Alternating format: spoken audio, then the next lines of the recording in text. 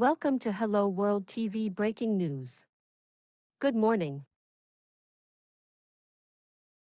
Hello, I'm your news anchor Eileen. I'm here again with hot news from the world. As for our news, French citizens took to the streets once again to protest proposed changes to the country's pension system, with many banging pots and pans in a show of solidarity.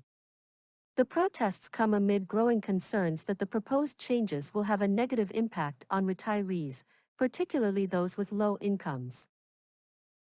The proposed pension changes would see a shift from a system where workers' contributions are based on their salary to a points-based system, which would result in a reduction in benefits for some workers. The changes have been met with fierce opposition from unions and citizens alike, who argue that they will disproportionately impact lower-income earners. The protests have been ongoing for several months, with citizens taking to the streets in large numbers to voice their opposition. The latest protests saw people of all ages and backgrounds banging pots and pans in a symbolic gesture of solidarity and resistance. The protests have been met with a heavy police presence, with some clashes reported between protesters and law enforcement. However, for the most part, the protests have been peaceful, with citizens exercising their right to free speech and assembly. The French government has defended the proposed pension changes, arguing that they are necessary to address the country's aging population and ensure the long-term sustainability of the pension system. However, many remain skeptical of these claims and continue to voice their opposition to the proposed changes.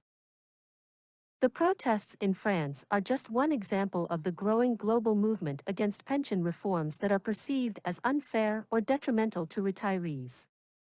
As the global population ages and pension systems come under increasing strain, it is likely that we will see more protests and demonstrations in the years to come.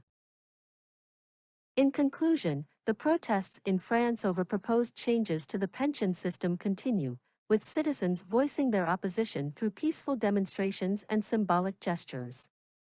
The government's insistence on the necessity of the changes is at odds with the concerns of many citizens, particularly those with low incomes who would be most impacted by the proposed reforms. The protests in France are part of a global trend of increasing opposition to pension reforms, which is likely to continue as the world's population ages. Yes, we have come to the end of another news. Until we meet again in another news, bye for now.